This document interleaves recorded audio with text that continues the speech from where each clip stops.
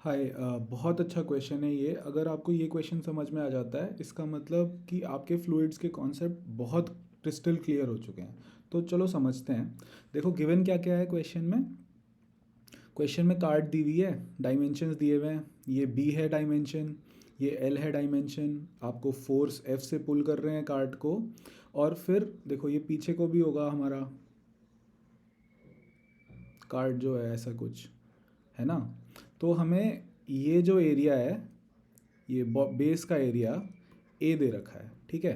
तो अगर बेस का एरिया ए है और ये लेंथ जो है आपकी एल है, तो आपकी ये जो विड्थ आई, ये वाला डायमेंशन जो आया वो आ गया एरिया अपॉन एल, ठीक है। तो ये भी एक्सप्लिसिटली नहीं बोला है लेकिन हम कैलकुलेट कर सकते हैं। फिर mass of card plus vessel आपका कैपिटल एम दे रखा है, ठीक है। फिर बोला कि एक होल है इसके बॉटम में जो कि इस एंड से सी डिस्टेंस पे है, ठीक है। ये बताओ कि कितनी फोर्स से हम पुल करें इस कार्ट को कि मैक्सिमम क्वांटिटी ऑफ वाटर इस कार्ट में बिना इस होल से निकले हम ले जा पाएँ, ठीक है। ये हमारा क्वेश्चन है। तो स्टेप बाय स्टेप सॉल्व करते हैं। सबसे पहले तो देखो, हम जैसे जैसे कार्ट को पुल करेंगे, ठीक है, तो फोर्स एफ से तो कुछ एक्सेलरेशन होगा। कुछ एक्सेलरेशन होगा कार्ट प्लस वाटर का जो सिस्टम है उसका कुछ एक्सेलरेशन होगा due to this force F, ठीक है। और जब जब फ्लूइड एक्सेलरेट करते हैं वो एक स्लांटेड सरफेस बना लेते हैं, ठीक है। अब ये स्लांटेड सरफेस क्यों बनाते हैं ये भी हम इस क्वेश्चन में ब्रीफली डिस्कस कर लेंगे। बट आप यूँ समझो कि वो एक स्लांटेड सरफेस बना लेगा वाटर इनसाइड द वेसल, ठीक है। तो अगर हमारी जो वाटर की सरफेस है जस्ट इस होल से पहले ख़त्म हो जाए, ठीक है, जस्ट इस होल से पहले ख़त्म हो जाए तो इस होल तक पानी पहुंचेगा ही नहीं। और अगर हमारी पानी पहुंचा ही नहीं इस होल तक, water will not spill out, ठीक है। तो हमारा पानी नहीं स्पिल आउट करेगा अगर जस्ट इस होल से पहले हमारी स्लांटेड सरफेस ख़त्म हो जाए। तो मैक्सिमम क्वांटिटी ऑफ वाटर कितना हो सकता है। देखो ये जो ट्राइंगल बना आपका, ये एरिया हो गया, और ये जो है वो विड्थ है, वो ए बाय एल हम निकाल चुके हैं। तो इतना पानी, इतना वॉल्यूम ऑफ वाटर आप मैक्सिमम कैरी कर सकते हो इस वेसल में, ठीक है। तो स्टेप वन क्या है सोल्यूशन का, find the maximum amount of water we can carry, ठीक है। वो क्या होगा, वॉल्यूम निकालो सबसे पहले। पहले एरिया ऑफ द ट्राइंगल निकालो,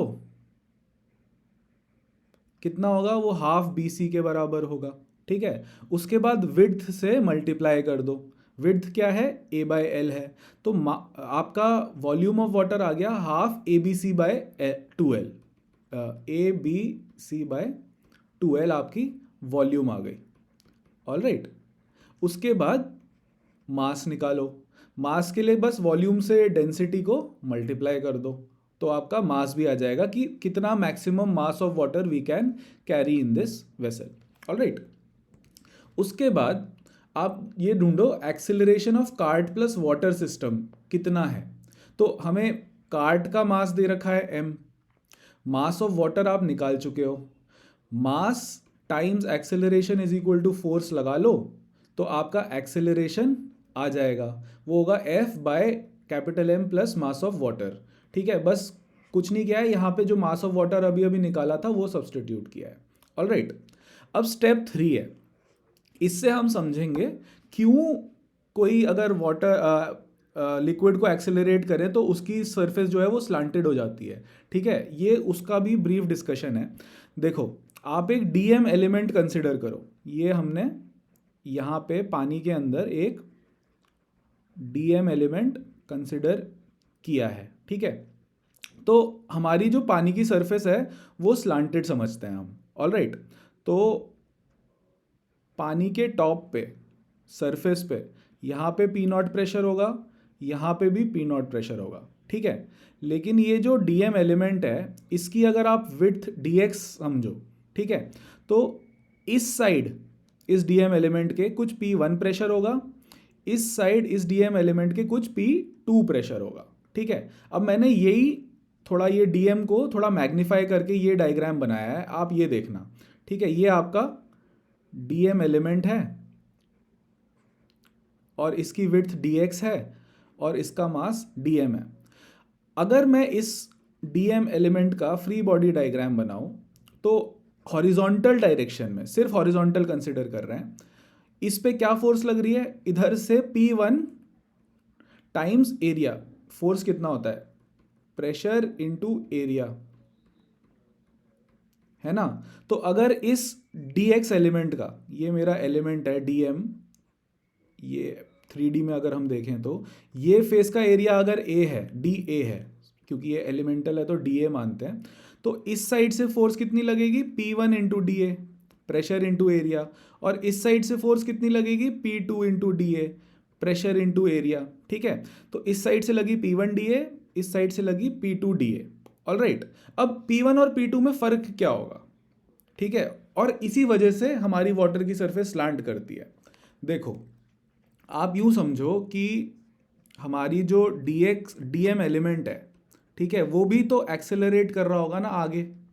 जैसे आपने जो एक्सेलरेशन अभी निकाला था, ये क्योंकि सारा सिस्टम इस एक्सेलरेशन से आगे बढ़ रहा है, कोई डीएम एलिमेंट अगर इसके अंदर, पानी के अंदर है, तो ये भी तो ए एक्सेलरेशन से ही आगे बढ़ रहा होगा ना, है ना।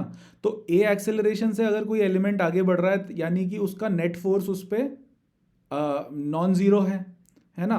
तो ये नेट फोर्स और क्या लगाएगा, इधर से जो फोर्स लग रही है, प्रेशर लगा, पानी का प्रेशर ही लगा सकता है ये फोर्स, क्योंकि ये जो डीएम एलिमेंट है ये और किसी चीज़ के तो कांटेक्ट में है नहीं, है ना। तो पानी का प्रेशर डिफरेंट होना चाहिए डीएम एलिमेंट पे।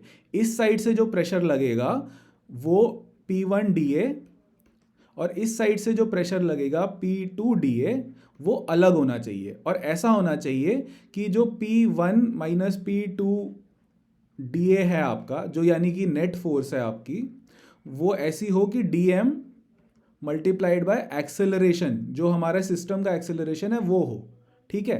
तो यही फंडा होता है। अब ये P1 P2 डिफरेंट क्यों होंगे, अब P1 P2 तो डिफरेंट सिर्फ इस वजह से हो सकता है ना कि हाइट का डिफरेंस हो, ठीक है। अगर ये आपका dx है तो जब तक हाइट का डिफरेंस नहीं आएगा, हमने क्या पढ़ा है, प्रेशर जो होता है वो P0 प्लस रो GH ही तो होता है ना। प्रेशर दो पॉइंट्स पे कब डिफरेंट होंगे, जब हाइट डिफरेंस हो। तो इसीलिए वाटर को स्लांट होना पड़ता है, क्योंकि देखो यहाँ से प्रेशर ज़्यादा होना है और इस साइड से प्रेशर कम होना है। तो इधर प्रेशर, इस साइड से प्रेशर ज़्यादा होने के लिए हाइट ज़्यादा होनी पड़ेगी इस साइड से, ठीक है। और हाइट कब ज़्यादा होगी, जब वाटर की सरफेस स्लांट करेगी, ठीक है। इसीलिए हमारा जो लिक्विड होता है वो स्लांट कर जाता है, ठीक है। तो अब हम क्या करेंगे, बस net force on DM element निकाल लेंगे। पहले P1 P2 लिख लो। P1 क्या होगा, ठीक है, एक बार देखते हैं P1 P2 क्या होगा। आपका ये देखो, ये एंगल आपका अगर थीटा है, ठीक है, ये आप मानो y और इतना मानो dy। P1 आपका आ जाएगा P0 plus rho g into y plus d y. P2 आ जाएगा आपका P0 और ये भी y होगा फिर P0 प्लस रो जी वाई, है ना। तो अगर आप नेट फोर्स निकालोगे तो वो P1 minus P2 into d a is equal to rho g d y d a आ जाएगी आपकी। बस बेसिकली कुछ नहीं करना है, P1 की वैल्यू डालनी है ये वाली, P2 की वैल्यू डालनी है ये वाली, और कैलकुलेट करना है तो आपका डी वाई बचेगा बस, और डी ए बचेगा, ठीक है। अब डी वाई कितना है, सबसे बड़ी बात ये है, ऑलराइट। तो एक बार पिछली स्लाइड पे चलते हैं। देखो यहाँ पे मैंने ये डायग्राम आपके लिए बना रखा है। अगर मैं यहाँ पे देखूँ, इस डायग्राम में थीटा देखूँ, तो मेरा टैन थीटा कितना आएगा, tan theta B by C आ जाएगा। लेकिन टैन थीटा मेरा D Y by D x भी है ना, अगर ये मेरा डी एक्स है तो टैन थीटा मेरा D Y by D x भी है। तो मैं लिख सकता हूँ डी वाई को b by c into d x, ठीक है। तो मेरा D y b by c into d x आ जाता है, ऑलराइट। तो मैं मेरे नेट फोर्स को लिख सकता हूँ rho g b by c d x into d a. और ये पार्ट क्या है, अगर ये वाला डायग्राम आप देखो, डी ए ये वाली एरिया को बोल रहे थे हम, और डी एक्स इस लेंथ को बोल रहे थे हम, तो ये डी एम एलिमेंट के मास का वॉल्यूम है ना, volume of D M element, ठीक है। और रो इंटू वॉल्यूम है हमारे पास, तो रो टाइम्स वॉल्यूम हमारा मास आ जाएगा, और मास कितना है, मास तो डी एम ही है ना। तो रो डी वी आपका डी एम बन जाएगा। एफ नेट जो है प्रेशर डिफरेंस की वजह से D M times ji times B by C आ जाएगी। ऑलराइट, ये आपकी नेट फोर्स है ड्यू टू स्लांटेड सरफेस की वजह से प्रेशर डिफरेंस, ठीक है, ड्यू टू स्लांटेड सरफेस की वजह से प्रेशर डिफरेंस जो है। अब कुछ नहीं, आपको उसको ये नेट फोर्स को dm टाइम्स एक्सेलरेशन जो आपने कैलकुलेट करी थी उससे इक्वेट कर देना है, तो आपका फोर्स f की वैल्यू आ जाएगी। ऑलराइट, तो अगर आपको ये सोल्यूशन समझ में आया, पसंद आया, तो प्लीज़ मेरी वेबसाइट शेयर करें। Thank you.